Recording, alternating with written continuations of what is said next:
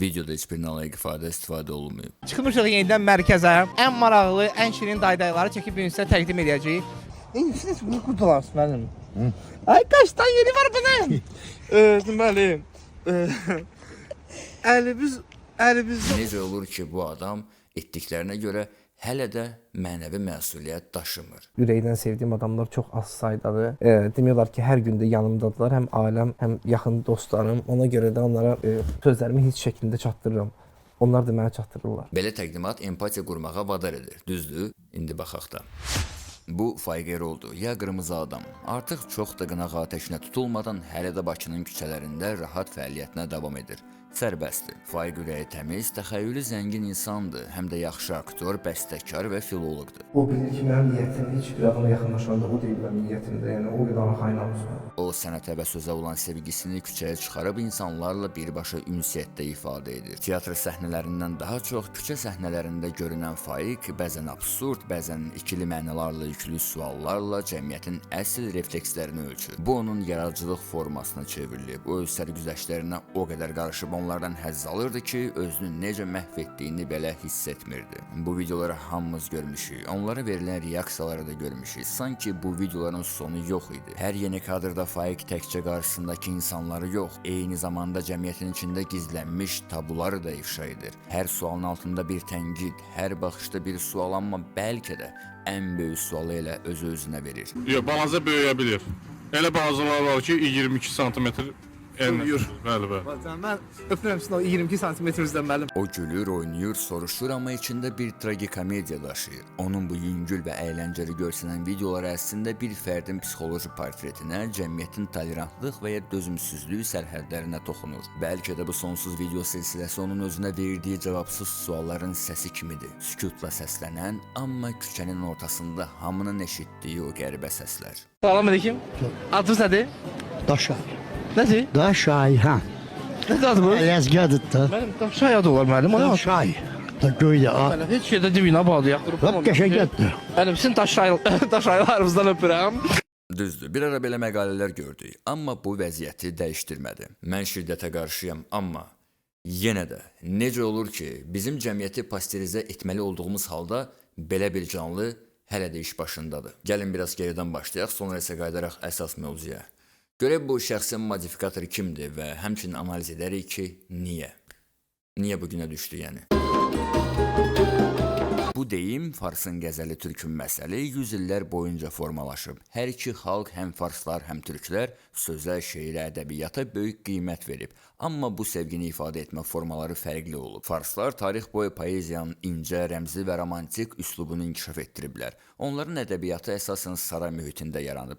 Hafiz, Sədi, Rumi kimi şairlər qəzəllər yazıb. Bu qəzəllərdə eşq, fəlsəfə, ilahi axtarışlar və insan duyğularının incə qatları təsvir olunurdu. Qəzəl sadəcə bir şeir deyil, həm də bir duyğu dili idi. Oxunan zaman musiqi kimi axır, sözlərlə rəqs edirdi. Türklərdə isə vəziyyət biraz fərqli idi. Elat həyatının, köçəri mədəniyyətini və xalq arasında sözlə hikmət demə ənənəsinin təsiri daha güclü idi. Türk toplumu gündəlik həyat təcrübəsini, ağıllı müşahidələrini qısa, lakanik və yadda qalan cümlələrlə ifadə etməyə üstünlük verirdi. Beləcə, məsələlər yarandı. Misal üçün, az danış, çox iş gör, dostlar günündə tanınar və ya söz var ki, kəsər başı, söz var ki, kəsər savaşı.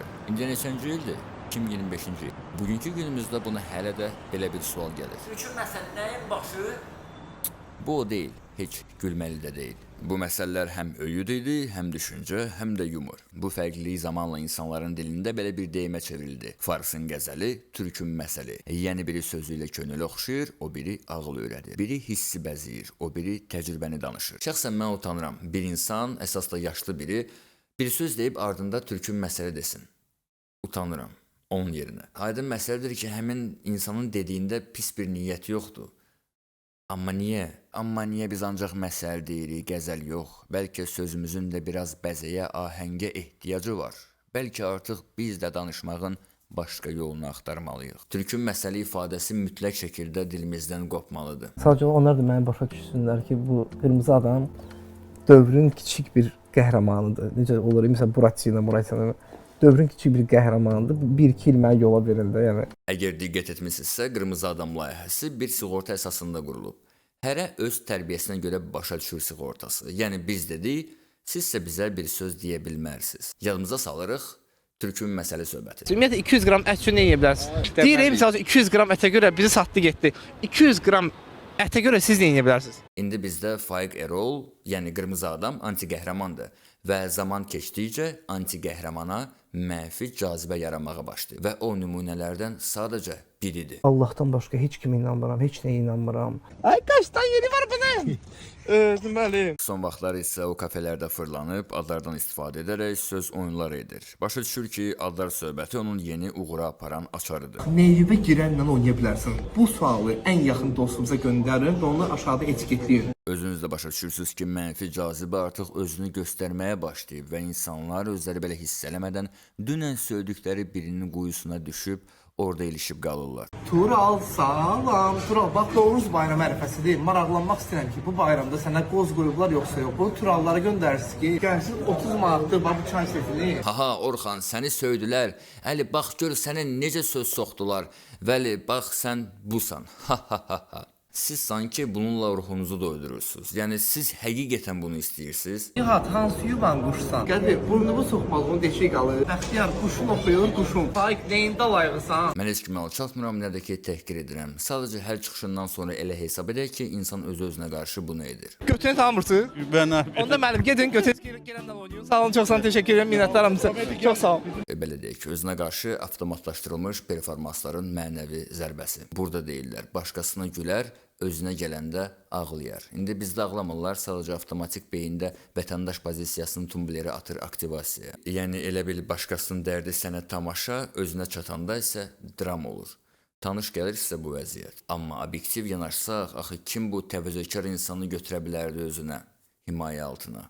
Təbii ki, bütün medianı fəaliyyətdən fərqləndirməyən səviyyəyə çatdıran İlkin Həsəni. Bu şəxsi yəqin ki, hamı tanıyır. Məhz elə bu insan həmişəki kimi öz yaratdığı layihələrlə seçilir. Onsuz da başqa adamın beyninə belə ideya gələ bilməzdi. Mən bilirəm ki, tamaşaçı bugünkü gündə nə istəyir, nəyə gülür. Onun indi özünü cəmiyyətə sırmağı yaxşı bəzədilmiş konfet kimi olsa da, mən onun kartotekasının üzərində işləyirəm ki, illər keçəndən sonra unutmayaq kim kimdir. İlkin Həsəni və onun başında durduğu Bozbaş Pictures məhsulu Azərbaycan televiziya və sosial media məkanında zövqsüzlüyün və intellektual səviyyəsi aşağı olan məzmunun normallaşdırılmasında mühüm rol oynayıb və bu danılmazdı kim nə desə də. Qıraqdan yenə Bozbaş qınanılır kimi görünə bilər, amma bu layihə uzun illər boyu bayağılıq içində bataraq özlərini də həmçinin auditoriyasını da keyləşdirib. Əslində isə mədəniyyətin səviyyəsini kəskin şəkildə aşağı salıb. Çünki kütləvi olub, cəmiyyətə təqdim olunan karikatur obrazlar, savadsız, aqressiv və boş həyat tərzi yaşayan personajlar, güya prototiplər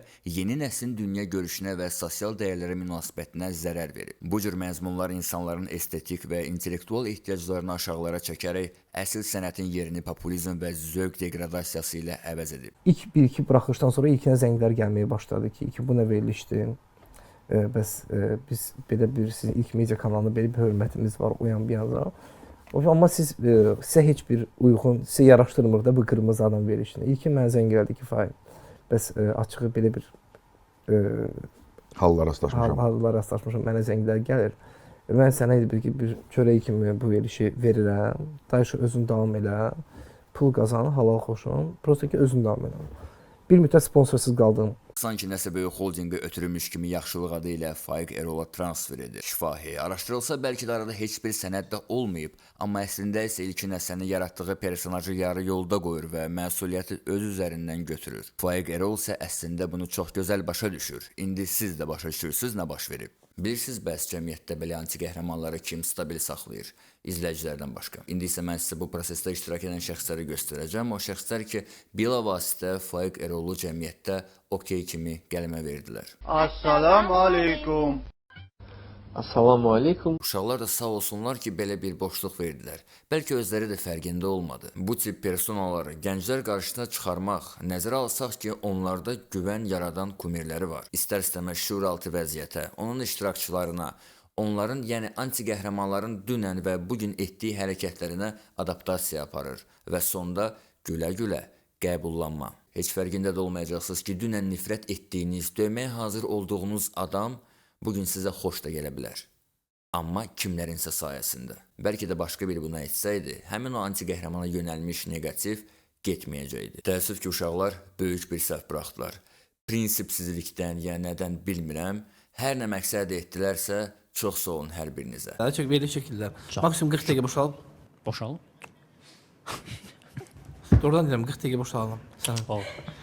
Və ümumiyyətlə komediyada absurdizm demək olar ki, tam məntiqsizliyi ilə və ənənəvi dramaturji xəttinə və ya konstruksiyalarına məhəl qoymaması ilə seçilib. Burada olan zarafatlar fikir axını kimidir və gicli etmək naminə gicli kimi qəbul edilir, amma yenə də bu üslubdur. Üslubu da reallaşdırmaq üçün gərək başa düşəsən ki, türklərdən başqa digər millətlər də var və onlar da videolar çəkə bilir və qrup şəklində arada onlara da nəzər yetirmək lazımdır, maraqlı olmaq üçün. Sən də arxasında tək oturarsan. Mən neyniyim bəs? Divan kimi. Dombal eləyim. Və ümumiyyətlə unitaz pisuar deyil. Necə ki, sonuncu şam yeməyi tipli yığınacaq mizah deyil. Baxma da dəftərimə Bilirsən, canım. bilirsən. Sən sualına cavab vermədin. Mən dəftərə baxmaq istirdim. Vegansan yoxsa yox? Məsələn, bu da düşüncə baxımından yetkinləşməmişlərin simbiozu. Baxırsan, əyləncəli, maraqlı, rəngli, amma bir ox da deyil. Ona görə də sonu fiyasko. İncəsənətdən uzaq və həqiqətən öz yerini televiziyada yaxşı tutan Kamran Ağabalayev. O da bu işdə ən yaxşı çalışanlardan biri oldu. Onun təqdimatında Faiq Erol efirdə sanki bir qurban kimi görünürdü. İl yarım heç bir sponsor yaxın durmurdu.